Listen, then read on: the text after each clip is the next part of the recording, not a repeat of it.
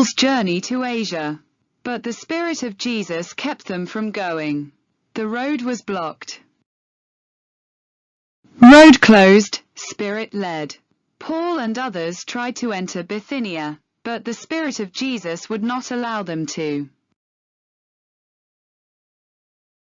Divine sovereignty.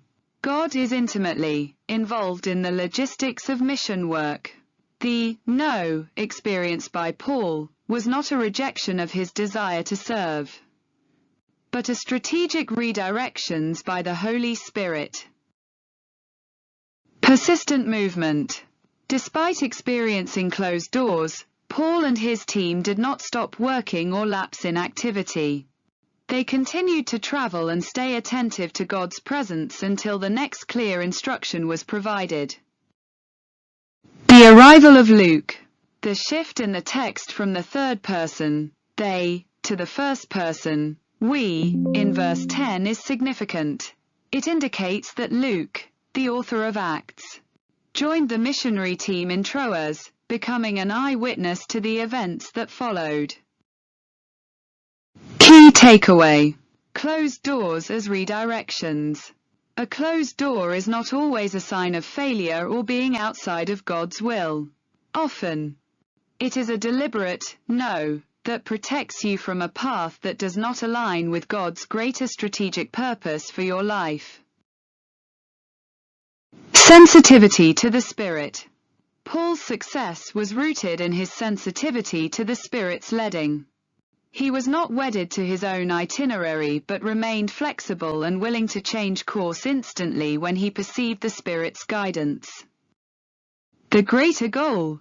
By being blocked from Asia and Bithynia, Paul was forced toward the coast, which ultimately facilitated the birth of the church in Philippi, the first European city to hear the gospel. God's redirection often leads to a wider impact than we could have planned ourselves. Church in Philippi, first European city to hear the gospel. Macedonian call. God guided them to Troas, where a night vision of a Macedonian man directed them to preach in Europe. Holy Spirit's guidance. Sometimes active, sometimes restrictive. Closed doors isn't necessarily a failure. Paul's plans were good, but God had a bigger, strategic shift, taking the gospel to Europe. Active obedience. Even when doors were closed, Paul and his team kept moving forward until a clear direction was given. They traveled to Troas rather than giving up. Takeaway. Closed doors are redirections. Just because an opportunity doesn't work out doesn't mean you are out of God's will. It often means He is redirecting you to something. God's intentions are closures.